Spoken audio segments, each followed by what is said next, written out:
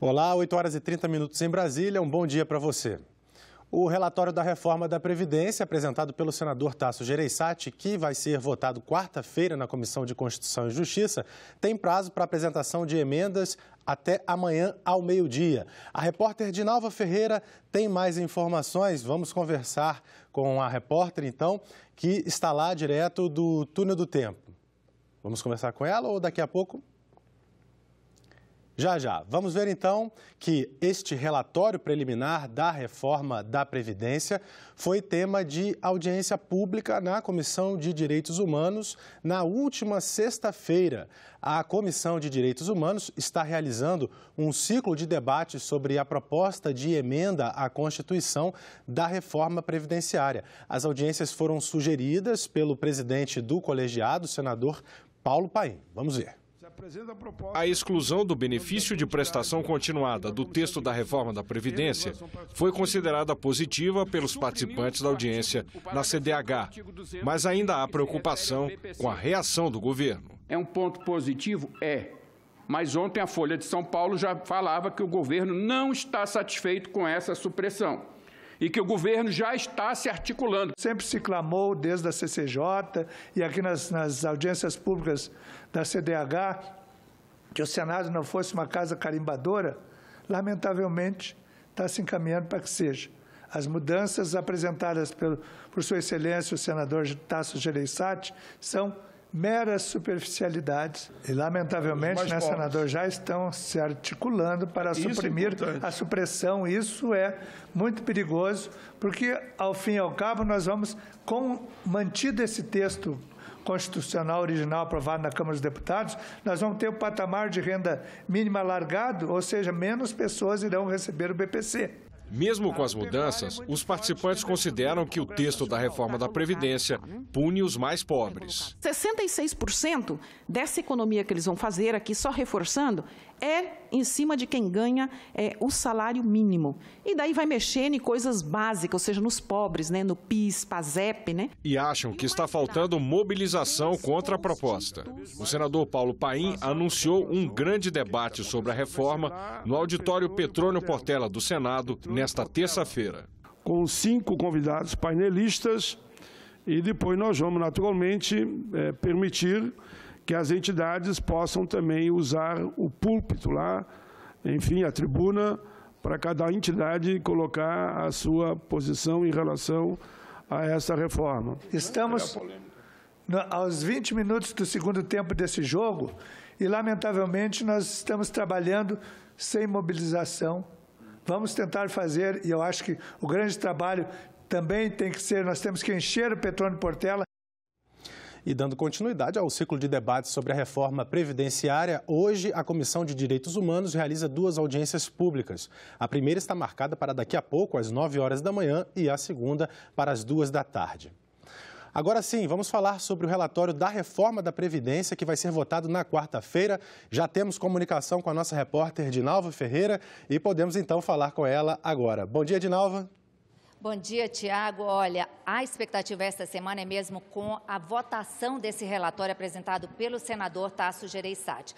A presidente da comissão, a senadora Simone Tebet, já disse que a previsão é de uma longa reunião, por isso ela antecipou o início para as 9 da manhã, para que o relator tenha mais tempo para dar parecer sobre as emendas apresentadas. Da semana passada para cá, ou seja, desde quarta-feira, quando o relatório foi lido, até hoje de manhã, tinham sido apresentadas cerca de 220 novas emendas. E esse número pode aumentar, apesar dos apelos da senadora Simone Tebet e do senador Tasso Gereissati para que os senadores apresentem emendas no máximo até terça-feira ao meio-dia. Pelo regimento, eles podem apresentar emendas até durante a reunião para votar o relatório. Além das emendas, é nessa quarta-feira que os senadores vão debater o texto. Na semana passada, o texto foi lido, foi concedida vista coletiva e o debate ficou adiado para esta semana. Isso sem falar, Tiago, na possibilidade de que algum senador, algum partido ou bancada apresente um voto em separado sobre a matéria. Está aí, portanto, por que essa previsão da senadora Simone Tebet de que essa reunião na quarta-feira deve se estender pela tarde ou talvez até para o início da noite. É com você, Tiago. Obrigado, Dinalva. Vamos acompanhar. O Congresso Nacional recebeu na sexta-feira as propostas do governo para a Lei Orçamentária de 2020 e o Plano Plurianual para o período de 2020 a 2023, que traçam um planejamento para os próximos 4 anos. A entrega foi feita no Congresso Nacional pelo secretário especial da Fazenda, Valderi Rodrigues. Tem um reflexo em termos de déficit fiscal ao que está colocado, ao que foi colocado no PLDO. Portanto, o déficit fiscal previsto para 2020, 2021 e 2022 segue em linha com o que foi apresentado no PLDO. As previsões de déficit fiscal seguem o que foi colocado no projeto de lei de diretrizes orçamentárias apresentado pelo governo em abril, 124,1 bilhões. Já o salário mínimo proposto pelo governo é de R$ 1.039 em 2020. R$1 a menos do que está previsto no projeto da LDO. A previsão de crescimento do Produto Interno Bruto em 2020 caiu de 2,74% para 2,17%. A Lei de Diretrizes Orçamentárias para 2020 ainda não foi votada, mas isso não impede que o Executivo elabore e entregue ao Congresso a proposta de lei orçamentária anual. A Constituição determina que a LOA tem que ser entregue no dia 31 de agosto. A fibromialgia foi incluída pela Comissão de Direitos Humanos no rol de doenças que dispensam tempo de carência para o direito a benefícios previdenciários. A doença, que atinge principalmente as mulheres, causa dores por todo o corpo. A medicina ainda não desenvolveu um método para curar a fibromialgia, que pode inclusive incapacitar o paciente para o trabalho. Dores fortes na coluna, nos membros e na mandíbula, acompanhada de insônia, fadiga e episódios de ansiedade. É isso que a Célia sente quase todos os dias há 9 anos. Ela sofre de fibromialgia, uma síndrome caracterizada por desconfortos crônicos em várias partes do corpo que pioram de acordo com o quadro emocional. Quando você fica muito ou preocupada ou cobrada, as dores parece que aumentam mais. Dores na cabeça, tem dores aqui, tem dores forte aqui, atrás também. Para aliviar o incômodo, ela já fez fisioterapia, acupuntura e hidroginástica. E toma relaxantes musculares e analgésicos. Pela grande quantidade de licenças médicas necessárias para se tratar, acabou sendo mandada embora do emprego, que demandava esforço físico. Eu fazia tudo muito rápido, fazia muito fácil, as coisas eu me levava. Agora eu sinto muito pesada na hora de fazer o serviço, até o próprio serviço, né? Que seria para cuidar de criança, né? Eu não tenho o mesmo pique. Quem contribui para o INSS e é acometido por alguma das doenças listadas na Lei dos Planos de Benefícios da Previdência e ainda é considerado incapaz de trabalhar, tem direito de receber auxílio-doença e aposentadoria por invalidez sem precisar cumprir o período de carência referente a 12 meses de contribuição. Mas a fibromialgia não faz parte dessa lista. A partir de uma sugestão legislativa recebida pelo portal E-Cidadania, o senador Flávio Arnes apresentou um projeto de lei para incluir a fibromialgia nesse rol.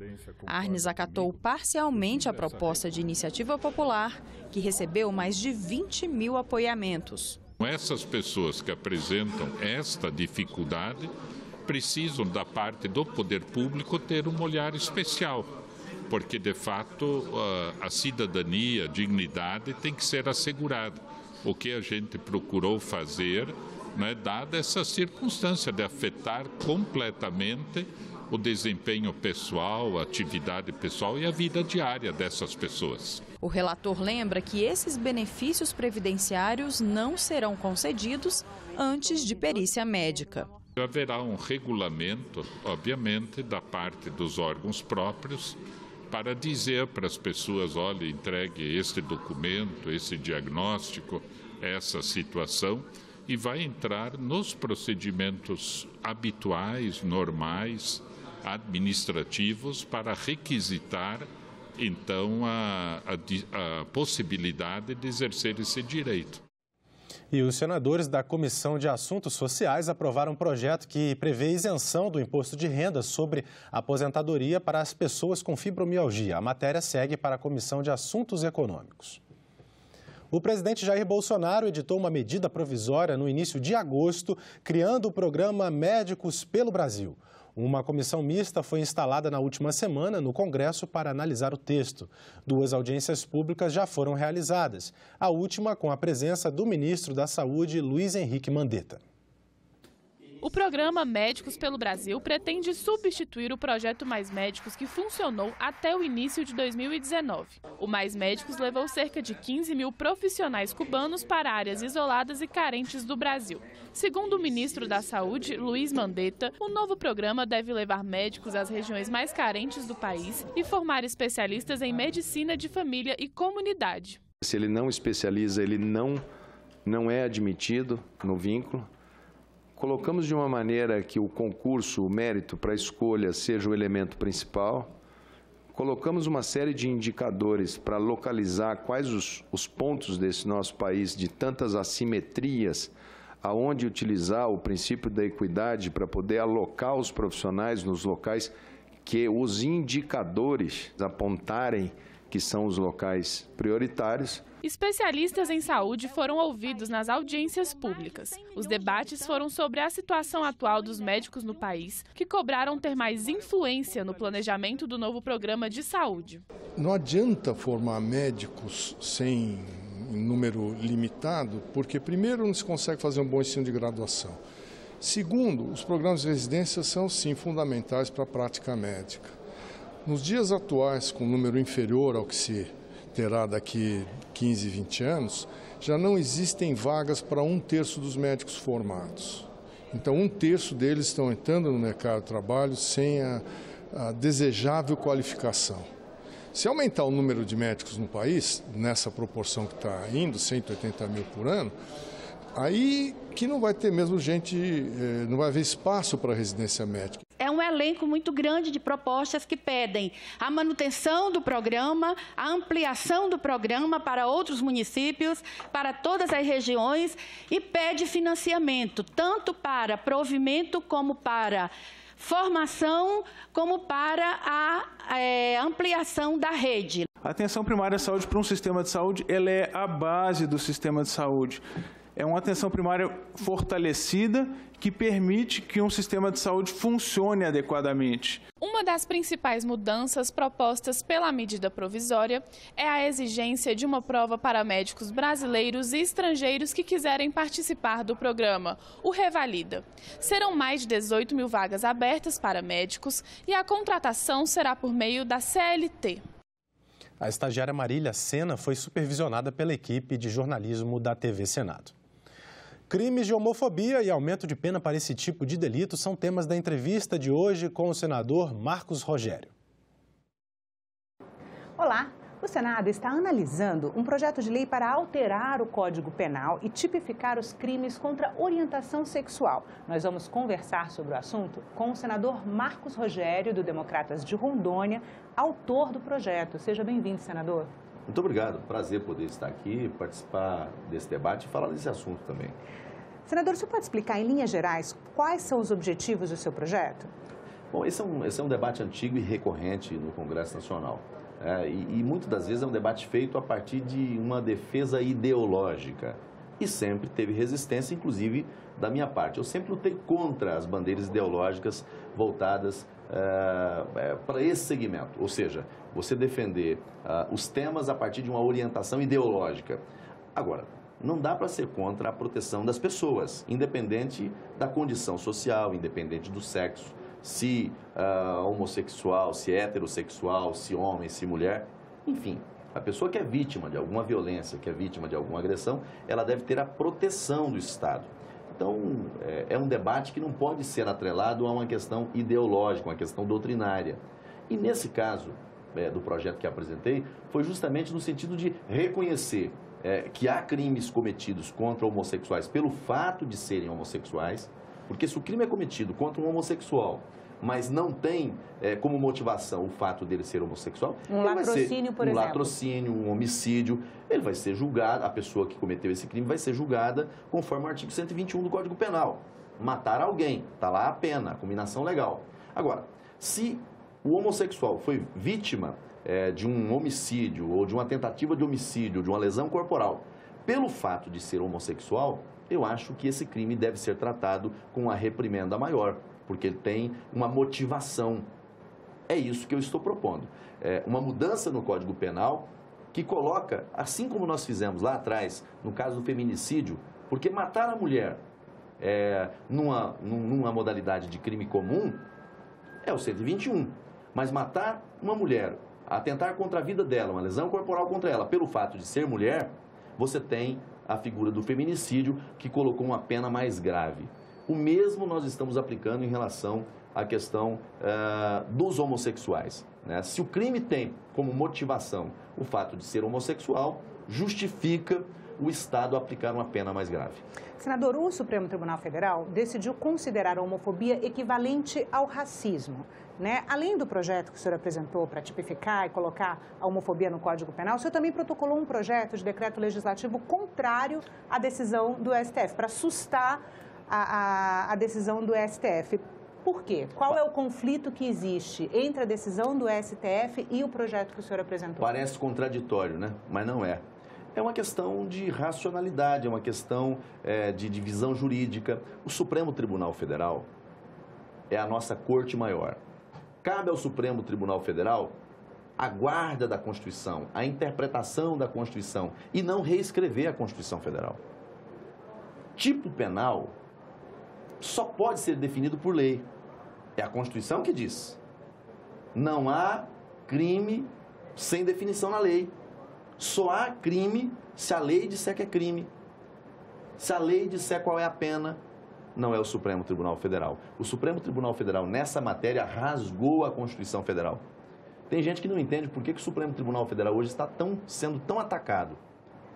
Nunca se atacou tanto o Supremo Tribunal Federal. E não é só em razão de condutas isoladas de ministros, mas é pelo ativismo dele.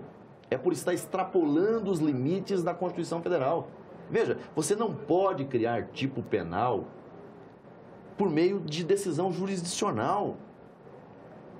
Não há crime sem lei anterior que o defina, nem pena sem prévia culminação legal. Quem disse isso? Foi o Papa Francisco? Não, é a Constituição Federal. E o Supremo Tribunal Federal, que deveria interpretar e proteger a Constituição, vai dizer o contrário. Então, por essa razão, por esse ativismo, por esse neoconstitucionalismo, essa nova ordem constitucional que o Supremo quer implantar no Brasil, é que eu fui para a tribuna denunciar o equívoco, denunciar o erro do Supremo e, mais do que isso, apresentei um projeto de decreto legislativo para sustar os efeitos legislativos da decisão. O Parlamento não deveria e não deve aceitar o Supremo usurpar a competência que é do Parlamento.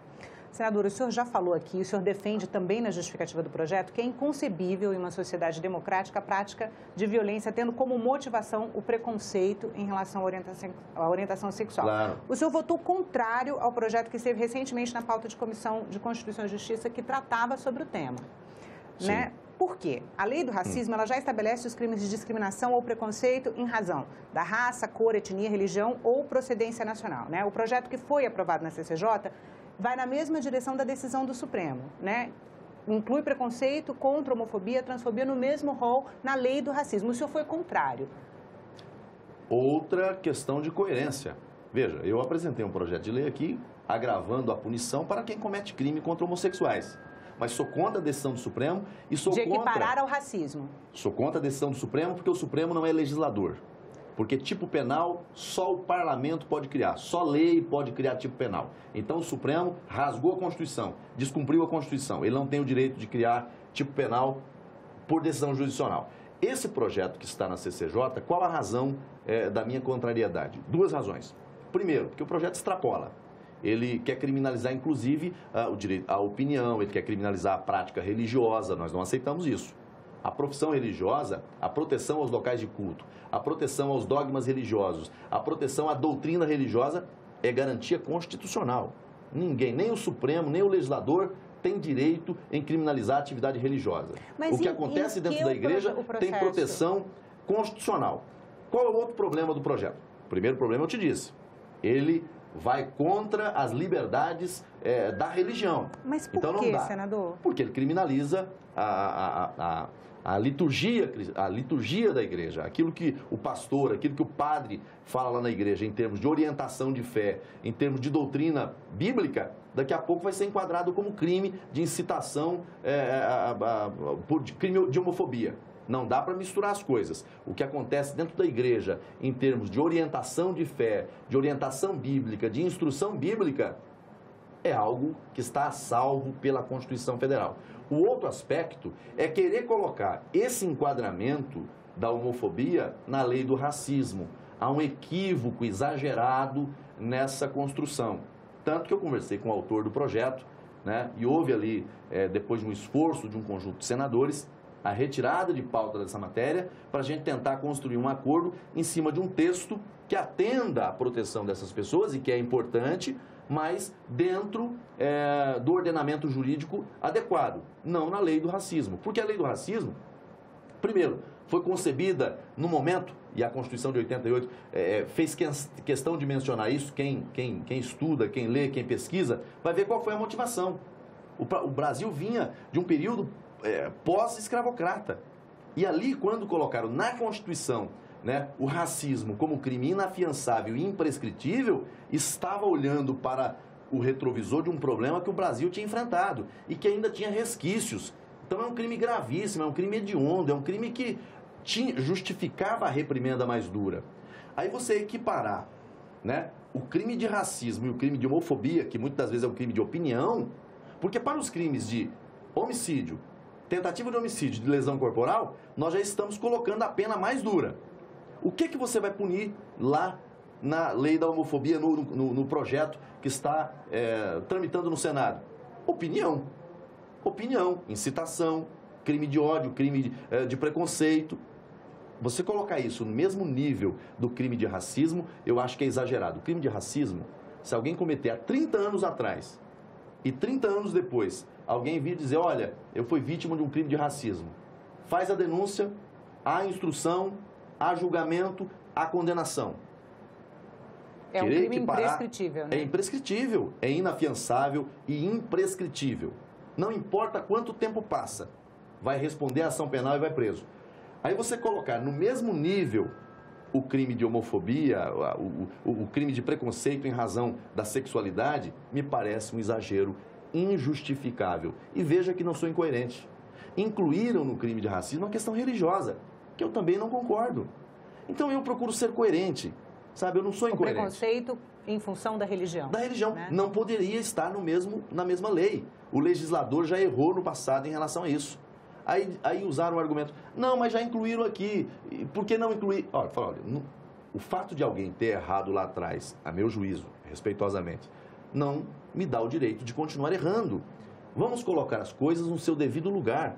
Coloque no Código Penal, coloque numa legislação especial, garanta a proteção, mas sem ser uma legislação abusiva, uma legislação exagerada, que eu acho que não justifica. E qual a expectativa do senhor em relação à tramitação, à construção desse acordo, a possibilidade de um consenso sobre o tema no Congresso Nacional? Eu acho o seguinte, que todos nós, todos os senadores, todos os deputados federais, têm a consciência de que qualquer tipo de crime deve ter um enquadramento penal, deve ter a reprimenda do Estado.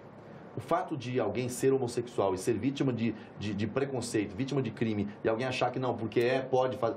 Não, eu acho que a sociedade está amadurecida a esse ponto. É claro que você ainda tem comportamentos que são preconceituosos, não só contra homossexuais. Você tem comportamentos preconceituosos contra muita gente na sociedade, inclusive religiosos. A lei tem que prever isso, mas no instrumento certo. O que eu acho que deve acontecer agora? É formar um texto que tenha menos resistência, que represente a proteção dessas populações mais vulneráveis, dessas populações que são vítimas de preconceito, que são vítimas de violência, mas num ambiente próprio, na legislação penal ou numa legislação especial. Aí passa na CCJ, passa no plenário, passa na Câmara. Enquanto tiver tentando fazer esse avanço, construir essa pauta na lei do racismo ou pela via judicial, haverá resistência, essa matéria não pacifica. Eu acho que esse é um tema que pode avançar, deve avançar, mas pelo caminho certo. Proteger as pessoas pela sua dignidade humana. A Constituição já protege, a Constituição já garante. O que a gente precisa fazer agora é constar no Código Penal. Senador, muito obrigada pela entrevista. E nós ficamos por aqui. Você pode rever as reportagens desta edição na nossa página na internet, senado.leg.br/TV. Obrigado pela sua companhia e continue sintonizado aqui na TV Senado.